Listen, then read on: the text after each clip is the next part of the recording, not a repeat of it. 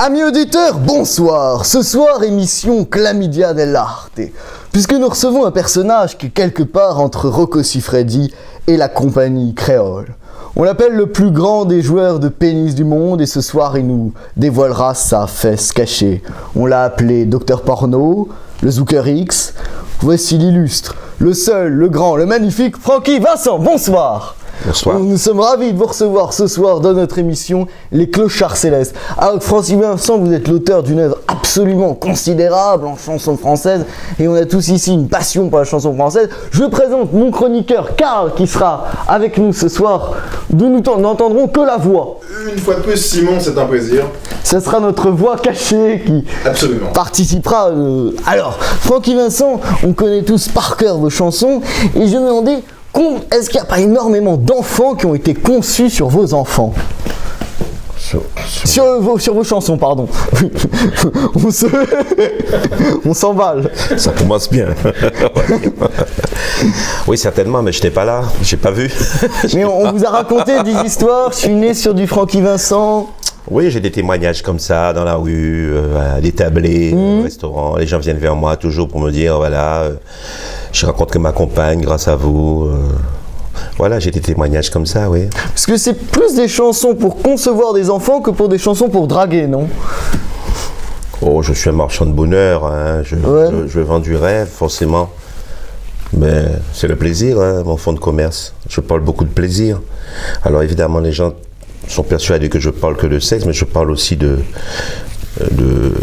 tourment d'amour, je sais pas moi, des desserts, de ce qu'on mange, de tous ces plaisirs-là. Il y a une de vos chansons qui s'appelle Tourment d'amour. Ben oui, le tourment d'amour, ouais. On en reparlera. Ouais. Alors, pour repartir du début, le moment où a commencé en quelque sorte l'illumination divine, c'est un jour où vous étiez au lit avec votre copine de l'époque, et pendant l'acte, elle vous dit « Vas-y Francky, c'est bon ».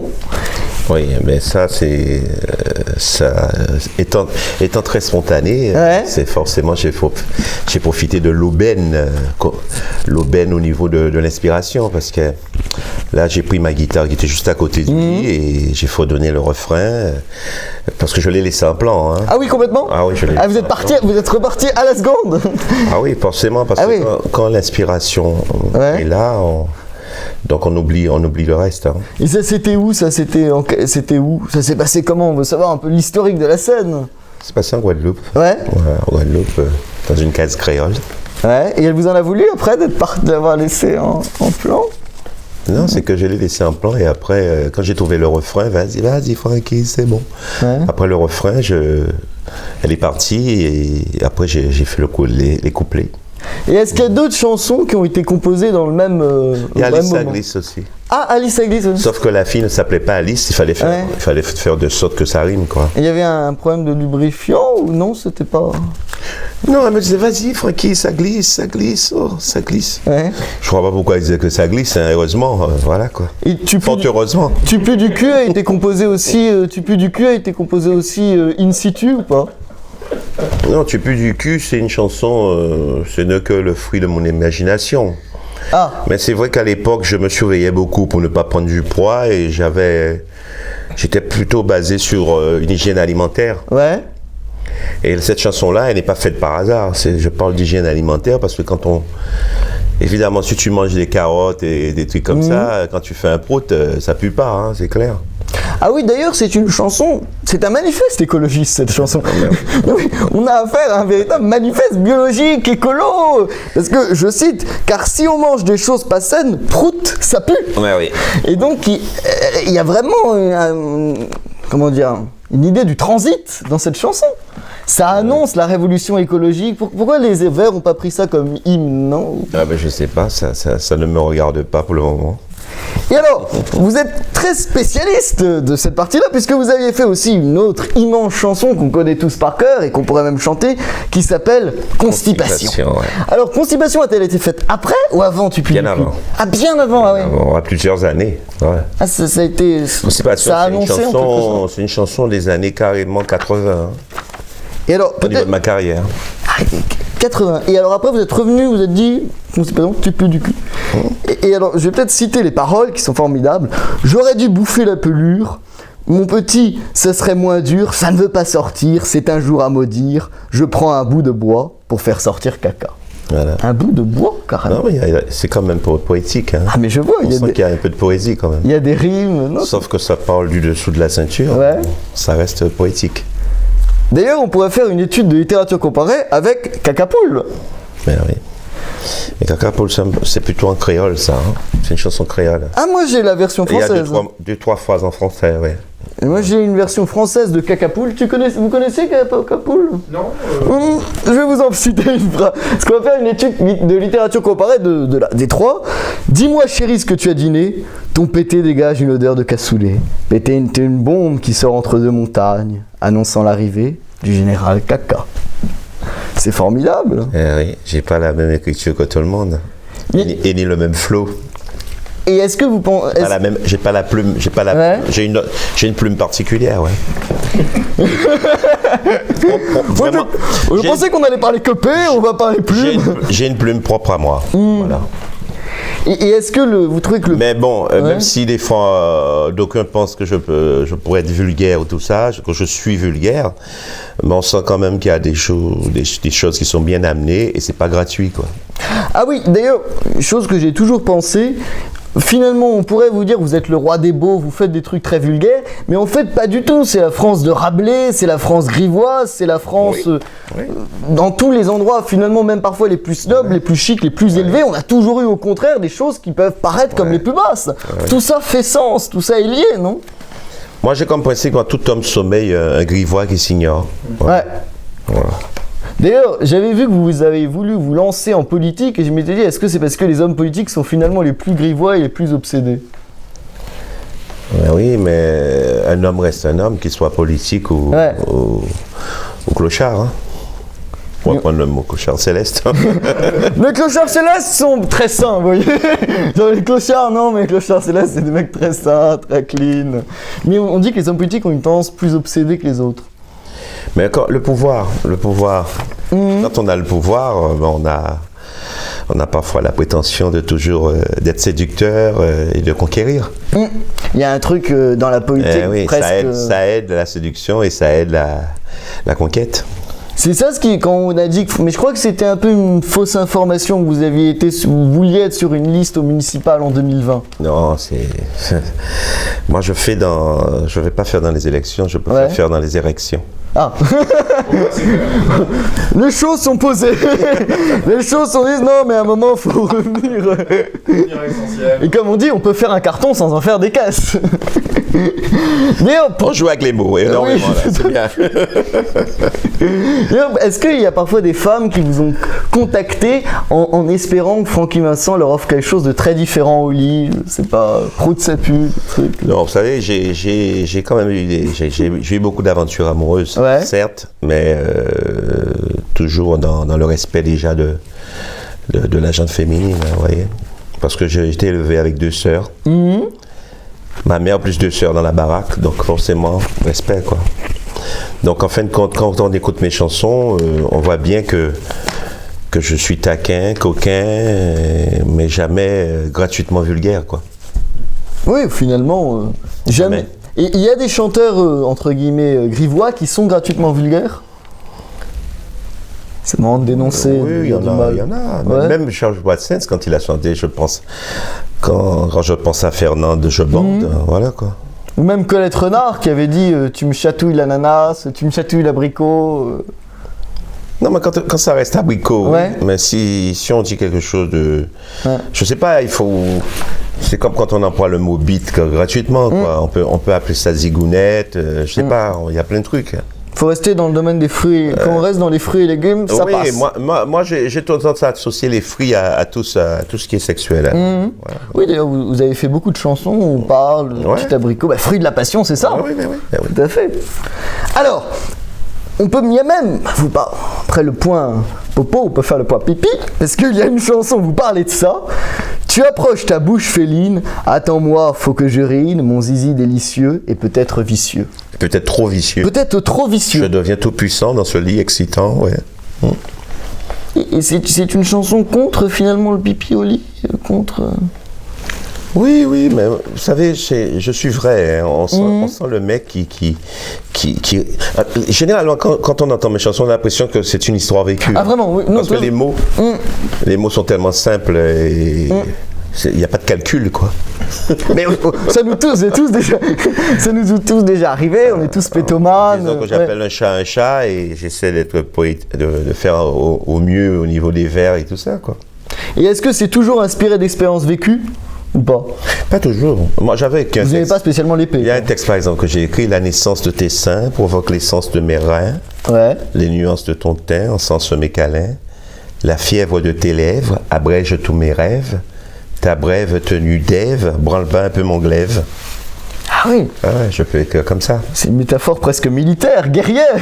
Non, je peux écrire aussi à l'appel de la fesse, dans un festival de fesses. Je dis manifestement oui aux meufs qui se manifestent. Quand Alice insiste et que Nathalie se désiste, il y a mon portable qui me dit « Francky, il faut que tu résistes ». Ça sonne dring dring, ça n'arrête pas de sonner. Il y a quelqu'un des Vergondés qui veulent se faire kiffer. Formidable, bravo. Ça, c'est très banlieue, ça. Alors d'ailleurs, sur vos 200 chansons, il y en a 170 qui parlent de cul. Et je me demandais, est-ce qu'il y a autant de femmes que de chansons? Et autant par le cul? Non, est-ce que vous avez autant de femmes que de chansons à peu près? Avoir autant de femmes, déjà, j'aime pas cette expression. On devrait dire quoi? Avoir autant de femmes, non, j'aime pas cette expression. J'aurais préféré, j'ai rencontré certaines femmes, il y en a qui ont compté, j'ai eu des enfants avec, et il y en a d'autres qui étaient que la femme d'une nuit, pas de toute une vie, voilà. Donc quand on fait, il y a une certaine multiplication, après, mais je ne saurais dire, par respect déjà pour ces femmes, qu'il y en a eu 500 ou 200 ou 300. Vous ne pouvez pas nous faire le comptage d'homologation. Alors celle-ci, non, vous ne tenez pas de statistiques. Non, vous n'êtes pas un... Non. Vous comptez les chansons, mais pas les femmes. Ouais. Ah, quel dommage. C'est ma source d'inspiration, la femme. C'est ma source d'inspiration, mais après... Vous n'êtes pas du tout macho, en fait. Il n'y a pas que la fesse dans la vie, il y a le sexe aussi. Ça tombe bien, nous allions en parler. Parce que pour l'instant, on a parlé de choses très littéraires. Maintenant, on va rentrer dans le vif du sujet. Là, c'était un peu genre la partie tout public. Maintenant, il est plus tard, on rentre dans le moins de 18. Alors... Tiens, voilà son étalon qui enlève son pantalon et c'est avec émotion que je te touche ton fruit de la passion. Que je touche ton fruit de la passion. Alors, on a la question que tout Paris se pose, que la France entière, le monde entier se pose. Comment est Francky Vincent au lit? Et est-ce qu'il y a des confidences exclusives? Vous savez, vous ne pouvez pas dire que vous êtes de telle façon au lit ou telle manière, parce que c'est selon la partenaire. Eh oui, vous avez des partenaires qui sont clitoridiennes, il y en a d'autres qui sont vaginales, il y en a d'autres qui sont préliminaires, il y en a d'autres qui sont en avant Lulu, vous voyez? Oui, d'autres en arrière train-train. Donc il faut ça. Moi je pense que c'est une question d'adaptation. Il faut s'adapter à chaque partenaire. Mais la chanson Alice Saglis a parlé de la nécessité du lubrifiant peut-être, non? Ou pas forcément? Non, si c'est une femme qui mouille comme il faut, elle n'a pas besoin de ça. Et alors, chose très étrange, vous avez chanté « Viens ce soir dans mon tipi, tu verras mon petit kiki ». Oui. Pourquoi petit kiki? Ouais, mais c'est pour les gamins. Tu sais, il y a des gamins qui écoutent mes chansons avec leurs parents. Ah. Donc, moi, quand je dis des gamins, on a des enfants, pas des gamins de 16, 17 ans, 18 ans, 19 ans. Il y a des gamins de 8 ans qui écoutent avec les parents dans la voiture. Ouais. Donc, il faut faire attention. Moi, quand j'ai fait la chanson Tu veux mon zizi, vous voyez déjà, zizi, ça reste un mot, voilà quoi. Bateau, c'est pour tout le monde, standard.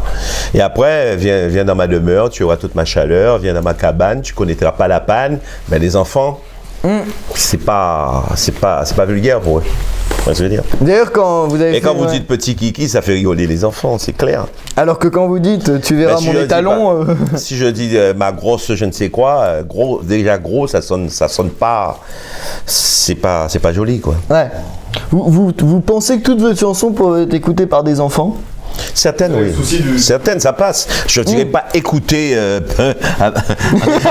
en étant très attentif, mais par exemple, à un mariage, dans les mariages en province, on passe mes chansons, les gens ont déjà bu 2 verres, les enfants, ils sont en train de jouer entre eux, à faire des trucs dans la salle, donc on peut passer ma chanson et les enfants ne s'en rendent pas compte de vraiment de la teneur de mes textes en profondeur par rapport à tout ce qui concerne la bagatelle, quoi.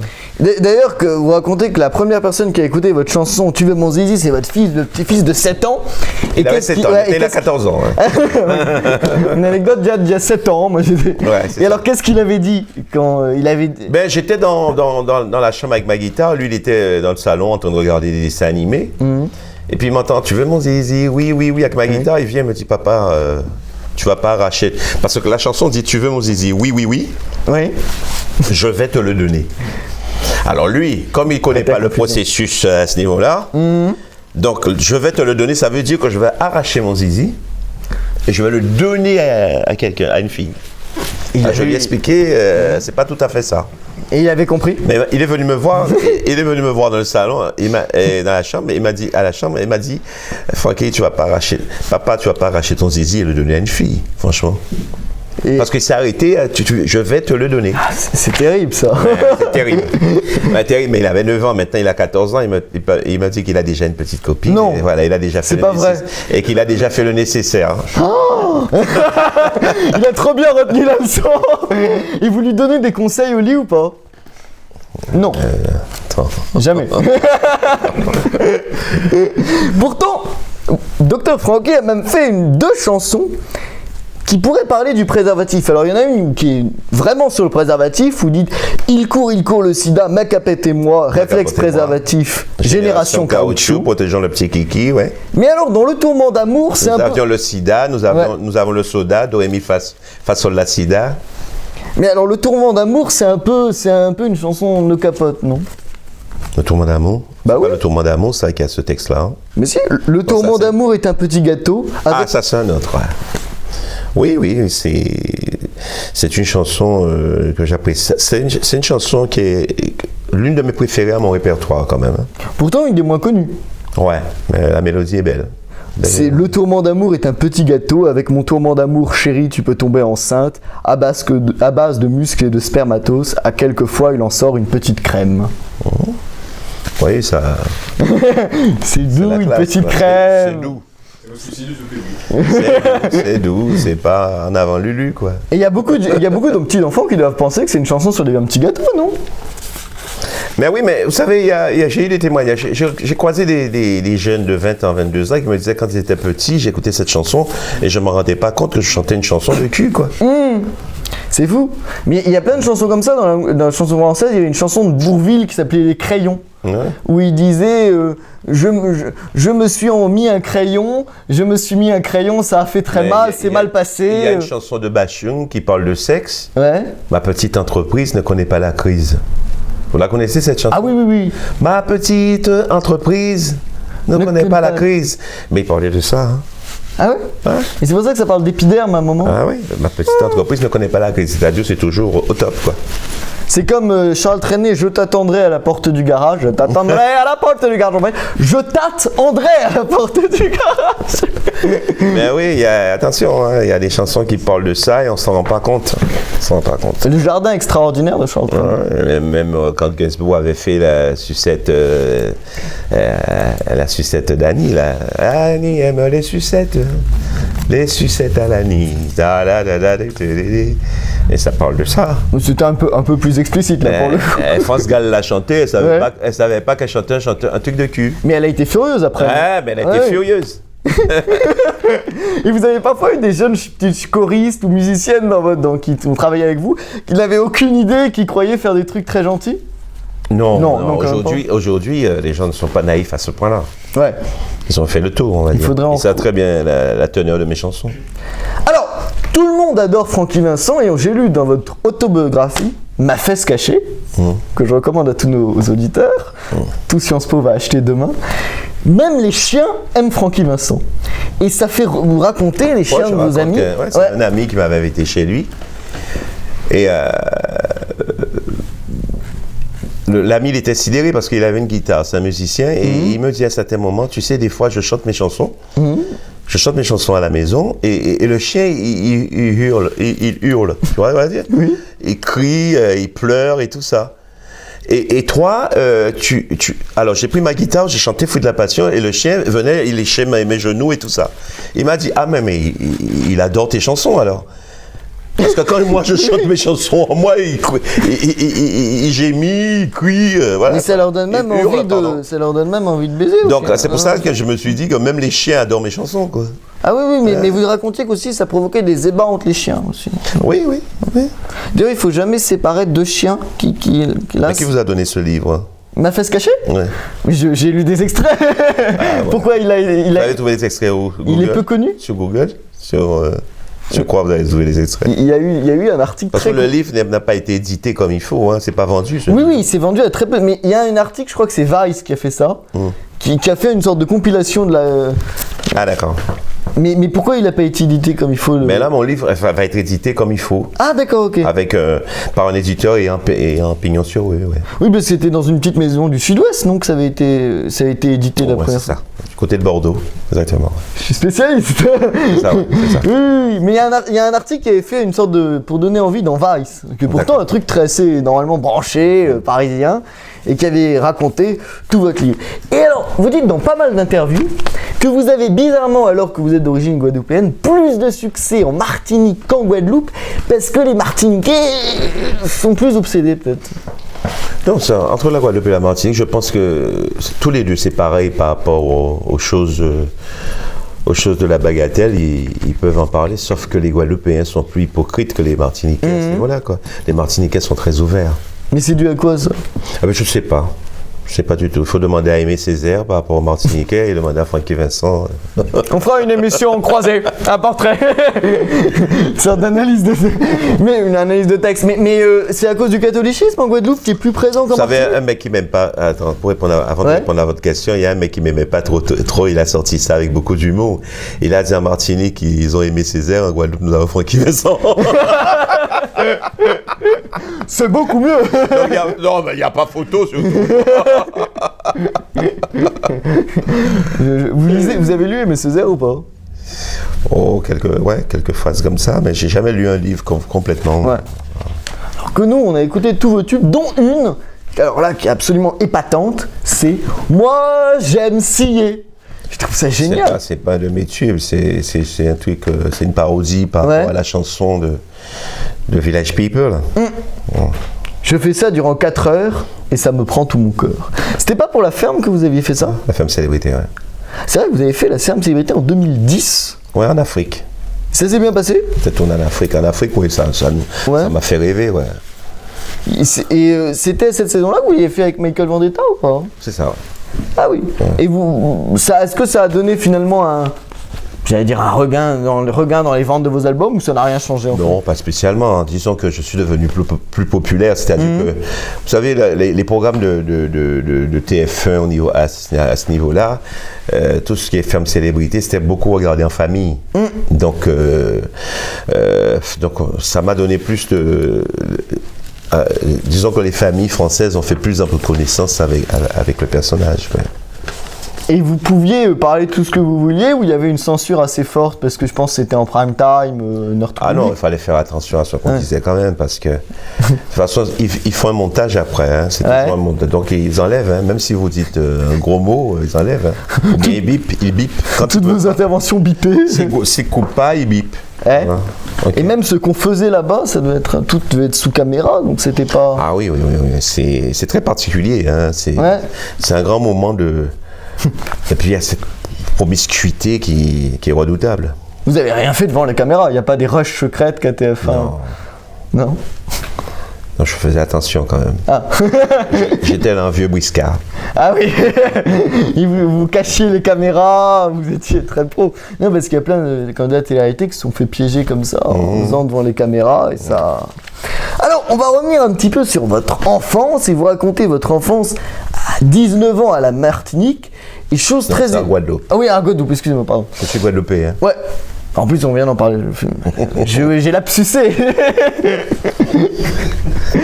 Alors, à 19 ans, vous n'aviez pas mué encore. Ouais. Non, la première fois que j'ai fait l'amour, j'avais 19 ans déjà. Ouais. J'avais déjà un peu de retard par rapport à mes copains qui l'avaient fait à 17 ans. Donc j'arrivais de nulle part déjà par rapport au sexe. Et les gens vous voyaient un peu comme un puceau à 19 ans ou comme quoi? Non, à 19 ans, j'avais encore une fois de gamin de 12-13 ans, de prépubère. Ouais. Et est-ce que vous pensez qu'avec le climat actuel, je sais pas, un peu puritain, pour des jeunes, c'est plus compliqué finalement aujourd'hui de se dépuceler ou de... Est-ce que vous auriez des conseils pour nos auditeurs encore puceaux? J'ai des conseils. Nombreux. On fait ça quand on a envie de vraiment le faire. Et il ne faut pas se forcer à justement... Bon, disons que moi, entre 15 et 19 ans, j'ai beaucoup fait dans la masturbation. Oui, mais moi, j'ai appris à connaître mon corps, à savoir tous mes points sensibles et tout ça pour un peu. Et j'avais ce souci premier de pouvoir... c'est une bien grande expression, souci premier, d'un peu diriger après mes futurs partenaires, quoi. Mais vous avez jamais fait de chanson sur la masturbation? J'aime bien faire les choses dans... Je suis pas perfectionniste, mais j'aime bien approcher de la perfection. Vous êtes me rapprocher de ça. Un technicien. Oh, oui. Une grande maîtrise technique, c'est pas le grand bordel, c'est très... Vous savez... Non, mais vous savez, aimer bien faire les choses, c'est une qualité. Après, l'excès dans tout peut nuire, mais bon, quand on est excessif, mais moi je suis pas excessif. Et vous faisiez des grands jets Des grands jets. Non. C'était la question de taille de... Non, pas spécialement. Et vous pensez que au lit, il faut développer une certaine technique où des gens, en y allant comme ça, peuvent être très bons, où ça s'apprend, ça se travaille? C'est la partenaire qui vous donne une idée et à vous de vous adapter et d'improviser surtout. Il y a beaucoup d'improvisation. Faut être un acteur? Non, enfin, si vous êtes acteur, c'est que ça veut dire que vous calculez. Non. Et est-ce que vous avez une position préférée? On aura un scoop là. Pas pour rapport avec sexuel et tout ça? Non, une position dans la vie, quoi. Position sociale. Non, c'est pour avoir le temps de réfléchir que j'étais bête. Hein. Ma position préférée, c'est tout ce qui est le vrai, toi. Non, moi, j'aime bien le 69, j'adore ça. Ah, c'est drôle. C'est assez rare que j'aurais pas. À l'envers, j'adore. Ça demande qu'on soit à peu près de la même taille, non? On trouve toujours une solution. Hein. Petite échelle pour un escabeau. Il y a l'expression qu'on a tous la même taille dans le lit, on est tous de la même. Et la taille, ça compte d'ailleurs? À quel niveau? Au niveau de la personne en question. Au niveau de la personne en question, non, pas forcément. Tout dépend de ta partenaire. Encore, si vous êtes avec une asiatique, vous n'avez pas besoin d'avoir un gros zizi. Parce que son bassin, c'est une question de bassin.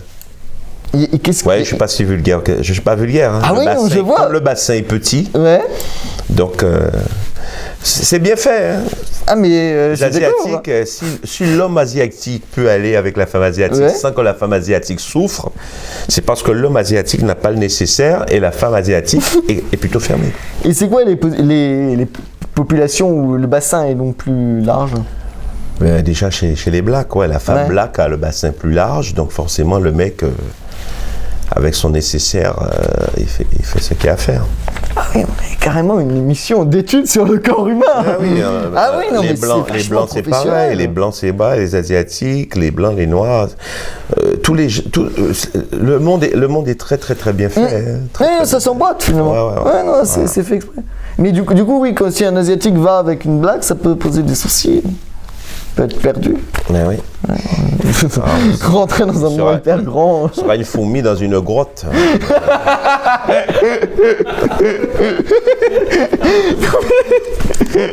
Alors que l'inverse. Bon, est-ce que vous avez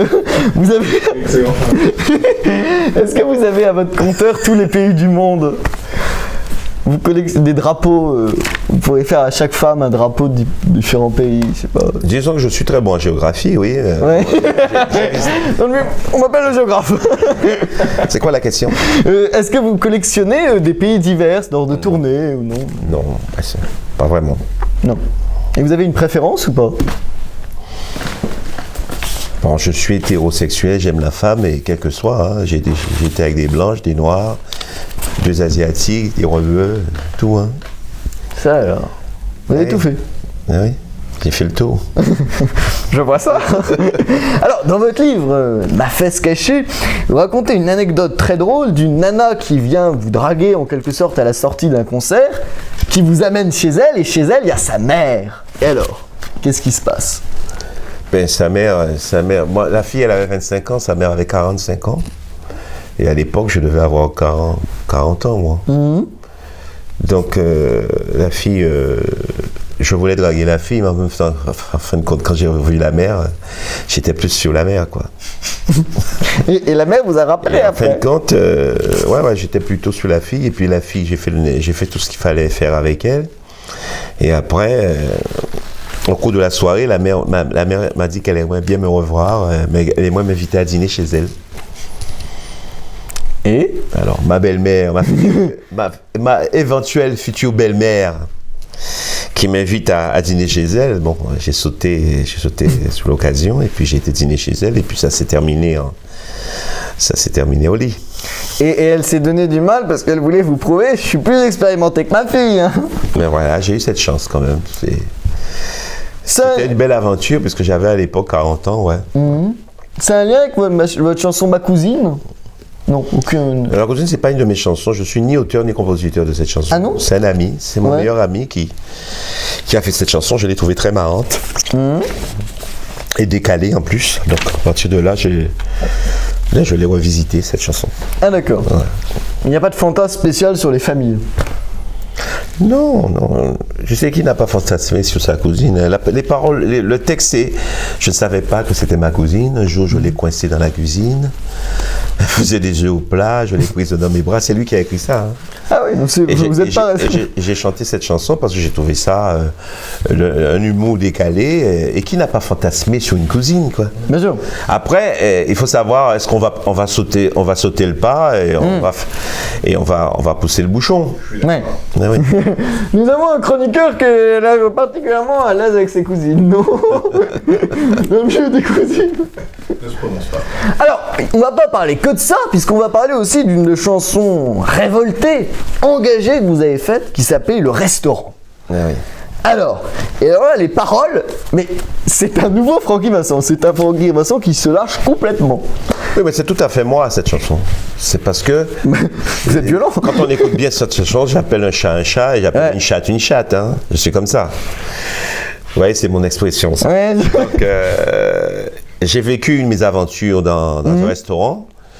J'étais patron mais les employés faisaient n'importe quoi et comme j'étais énervé par tout ça, j'ai fait cette chanson-là. Voilà, j'ai voulu exorciser le mal, ma façon. Et c'est quand même d'une violence. Bande de connards de merde à la con, n'oubliez pas que je suis le patron. Ouais. Ça rime. Ouais, oui. Avec un personnel à chier qui a vraiment fait chier. Ouais. Ah ouais, vous y allez carrément. Mais je suis rentre-dedans, oui. J'ai toujours été comme ça, rentre-dedans, pas seulement ça aussi. Et au lit, du coup, vous êtes quelqu'un, vous prenez les décisions, vous savez ce que vous voulez? Au lit? Oui. Est-ce qu'il y a un lien entre les deux? Non, mais au lit, je ne suis pas macho. Non, je suis pas... Vous savez, on entend mes chansons, mais on le ressent. Il y a beaucoup de femmes qui ressentent que je ne suis pas... Elles ressentent ça. Hein. Elles me disent... J'ai rencontré des filles qui m'ont dit « Tu n'es pas misogyne et tu n'es pas macho quand on écoute tes chansons. » Et ça, c'est bien. Et est-ce que vous trouvez qu'il y a des, je sais pas, des humoristes ou des chanteurs qui sont machos? Je sais pas, avoir Bigard, par exemple. Bigard, c'est un rôle. Hein. Ouais. Je pense qu'il n'est pas macho. Non. Non. Des fois, tu vois des mecs comme ça, et puis quand tu les vois avec leurs femmes, après, ils sont comme des teubés. Hein. Ah oui. Des petits, ah ouais, des toutous, hein, carrément, quoi. Alors parfois, des mecs qui font des chansons à texte très compliqués, au lit, c'est des salauds. Oui, mais c'est ça qu'on me sort toujours, parce que vu tout ce que je chante, on pense que j'en parle beaucoup et j'en fais peu. Oui. Ah oui. Oui, d'ailleurs, vous disiez à un moment, vous faisiez l'amour 3 fois par jour ou 3 fois par semaine? Oui, mais des fois, je raconte un peu n'importe quoi. Ah, en fait, c'est ça qu'ils nous disent, Franck, je suis vierge, je sais. Je suis dans les ordres depuis 40 ans. Vous savez, je suis, par rapport aux médias, quand je passe à des émissions télé, mais je m'éclate parce que des fois, j'invente des trucs. Hein. Ouais. J'invente un petit peu, quoi. Vous avez tout inventé ce soir? Non, je suis cool là. Je suis pas sur TF1 ou Canal+, quoi. Ouais. Voilà. On peut diviser par 100 000 le nombre d'auditeurs. Non, mais c'est seulement l'animateur qui vous reçoit. Quand c'est Ardisson qui vous reçoit, je sais pas, vous n'avez pas peur de dire certaines choses, quoi. Ouais. Oui, nous, il faudrait pas nous choquer, quoi. Non, mais moi, je vous connais pas, c'est ça le problème. Ah oui, ça fait des années que je le vois à la télé. Et du coup, vous savez comment ils sont? J'ai une idée. Je ne dirais pas que j'ai fait le tour, mais j'ai une petite idée, quoi. Mais vous, je vous vois pour la première fois aujourd'hui, je n'avais aucune idée. Vous attendiez pas à ça? Plus, attention, c'est une radio étudiante, hein, c'est une émission de conseil pour étudiants. J'étais déjà prêt quelque part, ouais. Qui est venu en grand prof, grand sage, qui donne des cours de sexualité. Vous pourriez aller, par exemple, je sais pas, dans des universités, faire des masterclass de sexualité, où vous expliqueriez des choses. Quoi. Oui, mais moi, ça me branche. Vous savez, j'ai des enfants, j'ai 4 garçons, j'en ai un qui a 38 ans, j'en ai un autre qui a 34 ans et j'ai un autre qui a 30 ans. Et mon dernier, il a 14 ans, vous voyez. Donc, j'ai que des garçons, déjà. Donc, j'ai de précieux conseils pour les garçons. Je ne sais pas pour les filles, par contre, mais pour les garçons, oui. Et, par exemple, alors, on peut rentrer un peu dans les conseils pratiques. Qu'est-ce que vous conseillerez, hein? Quel est pour vous le lieu le meilleur pour draguer?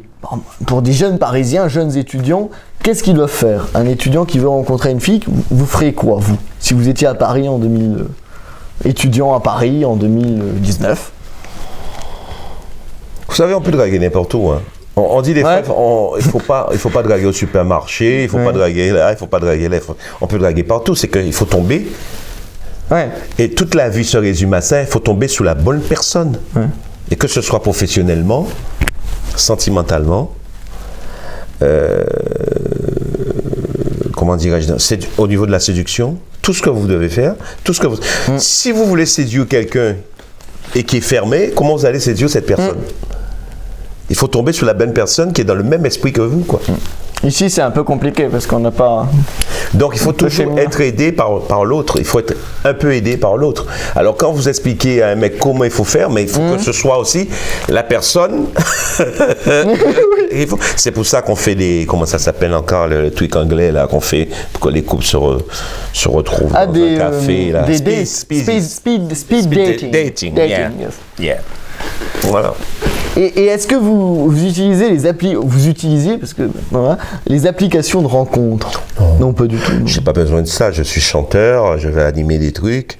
Si je vis pas avec une femme ou je ne suis pas marié ou j'ai pas une compagne dans l'instant, je peux toujours faire le beau et discuter avec une dame. Mais il faut que j'ai la sensation qu'elle est réceptive, déjà. Et est-ce que vous seriez partisan du qui vient à point de tous celui qui se... J'ai un petit problème avec cette citation, mais tout vient à point de celui qui sait attendre, ou alors de... si c'est fait en 2000, il faut y aller vite, ou alors il faut pas du tout y aller. Non, il faut... moi, pour épater une femme, il faut toujours y ait un petit côté force tranquille, quoi. C'est-à-dire qu'elle sent que vous voulez faire du rentre-dedans, mais en même temps, vous reculez un peu. Faites ça. Quand on va vers une femme, il ne faut pas faire ça comme ça, que ça. Faire ça. Il faut jouer. Il faut être joueur. Il faut faire un pas en arrière pour mieux sauter. C'est pour ça qu'on emploie l'expression le jeu de la séduction. Pas pour rien. Et donc, force tranquille. Il faut être joueur. C'était le slogan de Mictran. Oui, mais il faut faire des tests pour voir déjà si vous plaisez à cette personne. Et à quoi vous voyez, par exemple, qu'une femme, que vous plaisez à une femme? Est-ce qu'il y a des signes, je ne sais pas, des jeux de regard, où vous avez des trucs et astuces en quelque sorte? Les femmes, c'est compliqué parce qu'une femme, tu peux te plaire à une femme et il n'y a pas un mot qui sort de la bouche. Hein. Tu lui plais, elle est là en train de fantasmer, tout se passe au niveau du cerveau et elle ne parle pas. Je ne sais pas si chaque fois tu vas à un café, tu vois la même femme qui s'assied pas loin de toi et elle te parle jamais, et que toi, même quand tu fais le premier pas, elle parle pas, ça veut pas dire qu'elle n'est pas qu'elle voudrait pas être avec toi. Imagine à quel point elles sont mystérieuses, les femmes. Il peut y avoir une fille qui se frotte à toi et qui n'est pas du tout intéressée. Ben oui. Et elle peut venir avec une copine une autre fois. Ouais. Et si vous draguez la copine, elle s'ouvre à vous après. Elle s'ouvre à vous parce que vous draguez sa copine. C'est terrible. Complètement. Il faut toujours qu'il y ait... C'est terrifiant. Non, la concurrence, très importante. Et est-ce que vous êtes partisan des gens qui disent que finalement, les garçons de 20 ans ont beaucoup plus de mal et qu'à 30 ans, ils auront beaucoup moins de mal parce que le jeu de force, entre guillemets, entre les filles et les garçons s'inverse? C'est-à-dire qu'à 20 ans, la fille a tout pouvoir, alors qu'à... Il y a un problème de base, c'est qu'une femme qui a 25 ans a déjà la maturité d'une femme de 35 ans. Voilà. On rencontre des mecs qui ont 25 ans et qui ont un comportement de mecs de 15 ans. Oui, ou 9. Parce que les femmes... Non, mais les femmes, généralement, la femme, la maturité s'empare plus rapidement de la femme. L'émancipation n'est pas masculine, elle est d'abord féminine. Hein. Et un mec à 35 ans est au top de sa potentiel de séduction, et au top de son potentiel de séduction à 35 ans un mec, alors qu'une femme à 35 ans, elle commence un petit peu à décliner. Non, pas forcément. Aujourd'hui, non. Aujourd'hui, non. Fut un temps. La femme prend beaucoup soin d'elle aujourd'hui, elle fait attention. Ouais. Et c'est vrai que... Non, mais il y a ce gros problème que je viens de vous dire, hein, cette histoire de décalage au niveau. Alors, au niveau de l'âge, on dit qu'il y a différence d'âge, mais il y a une différence au niveau de l'homme et la femme. C'est-à-dire, comme j'ai dit tout à l'heure, une femme de 35 ans, de 25 ans, est déjà une femme de 35 ans. Et un homme de 25 ans peut se comporter comme un mec qui a 15 ans, quoi. Est-ce qu'ils peuvent jouer un rôle pour essayer de paraître plus vieux ou essayer de faire... On ne peut pas vraiment changer? Mais tout dépend de vos propos et de comment vous argumentez certaines choses. C'est l'argumentaire. Ouais. Hein, l'argumentaire. Ça sera la fin de notre période séduction. Alors, j'avais une petite anecdote que j'avais lue dans les médias, mais je ne sais pas si je peux en parler parce que du coup, ça va faire complètement décalé et gênant. Mais parce que c'est une histoire horrible. Mais alors, il faut mettre point tristesse. On change d'ambiance. Un truc terrible, un mec a tué sa femme parce qu'il a trouvé une photo de vous dans le sac à main de sa femme. Et il vous a même pas reconnu, parce que si vous avez reconnu, ça aurait été encore pire. Le problème, c'est que c'est un Africain. Bon, un Renoir qui ne me reconnaît pas. Ouais, heureusement, ça m'interpelle. Ouais. Il est africain, il ne m'a pas reconnu. C'est ce qu'il a dit aux flics. Hein. Et il a trouvé ma photo. Si toutes les filles qui trouvaient la photo, à l'époque où Patrick Bruel, toutes les nanas, et si toutes les nanas qui trouvaient, tous les mecs qui trouvaient une photo de Patrick Bruel dans le sac de leur femme, mais il m'a pas reconnu en tant que célébrité. Donc s'il m'avait vraiment reconnu, peut-être qu'il n'aurait pas tué sa femme. C'est terrible ça. Ça serait dit, ah non, mais c'est une célébrité, c'est pas, ils sont pas avec ma femme, franchement. Mais la nana était fan de vous? Ah oui, mais c'est une Africaine, fan de moi, oui. Ouais. Ah, terrible. Oui, parce qu'on en a parlé dans les médias. Mais c'est un truc, c'est le genre de mauvais souvenir que nous, les célébrités, on préfère contourner. Hein. Oui, non, mais j'imagine. C'est pour ça que j'hésitais à en parler, mais finalement. Alors, on va parler de l'actualité pour conclure cette émission. Tout d'abord, votre projet Star Soleil. Alors, où ça en est? Star Soleil, c'est un projet qui me tient.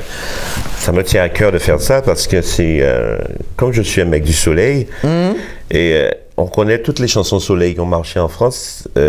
J'ai déposé ce nom-là à l'INPI, Star Soleil, j'ai déposé le logo. Et là, j'ai l'intention de faire parce que je suis aussi producteur de spectacles, et notamment de mon spectacle que je fais le 14 septembre à Damary-Lélis pour fêter mes 45 ans de carrière. Vous serez en string? Ouais, je vais arriver en string, léopard, et avec une plume de pan dans le cul. Voilà. Et c'est important de le préciser. Ça, c'est tout à fait moi, ça, c'est mon grain de folie. Et Star Soleil, c'est pour produire des spectacles avec des artistes qui ont eu des tubes soleil. Ou pas, en fait, c'est ensoleiller les tubes, c'est un peu le point soleil de la chanson française. Ensoleiller les tubes, ouais, il y aura ça aussi, mais surtout, il y aura aussi des tubes soleil. Ah, d'accord. Voilà. Mais je pense... C'est-à-dire Scaroma, Fruit de la Passion, Maldon de Zouk Machine, vous voyez. Et quel tube non ensoleillé vous pourriez ensoleiller? Mais ça, on l'a fait avec Evangélie. Bien sûr, c'est ça. L'album Evangélie et moi, on a ensoleillé plein de chansons, même Johnny Hallyday, je l'ai ensoleillé. Ah, la version zouk de quelque chose de Tennessee. Ah ben, ben oui. Ouais, non, mais ça, je sais le faire. J'ai un savoir-faire à ce niveau-là, pour ne pas une belle expression. Je suis un technicien à tous les niveaux, je suis une machine à UV. En français, j'adore, j'ai un savoir-faire. C'est une prétention, tu sais. Vous êtes un orfèvre. C'est chirurgical. Bah oui, il nous a montré qu'il connaissait toutes les parties du corps humain. J'ai un savoir-faire chirurgical, quoi. Ouais. Tout ça est lié, tout ça est lié. Vous opérez les musiques comme les corps humains. Ouais, carrément. Vous connaissez les points G, les points à faire, les points où appuyer. Ouais. Et alors donc cet album... Je sens que vous avez un grain de folie aussi. Hein. Ah non, moi je... Heureusement que l'émission... Alors, cet album avec Evangélie, pourquoi Evangélie?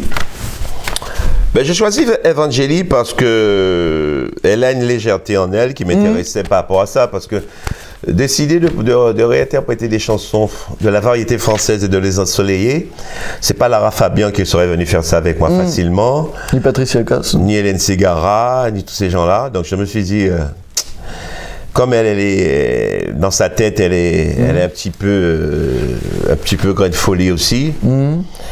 Donc à partir de là, je me suis dit, bon, je vais voir ça, je vais faire ça avec elle. Elle n'est pas très pudique, Evangélie, non? Oui, c'est ça. Moi, je trouve qu'elle est c'est une chanteuse très ouverte. Hein, très ouverte. oui, non, mais souvent, elle avait fait des trucs nudistes ou un peu nus, non? Oui, mais ça ne nous regarde pas. Ah, non, jamais. Ça ne rentre absolument pas en compte. On n'est pas au courant pour nous. En tout cas, Franck et Vincent, on était ravis de vous recevoir pour cette émission des Clochards Célestes. La semaine prochaine émission avec André Berkoff. Ce sera complètement autre chose. À très bientôt. Salut et fraternité.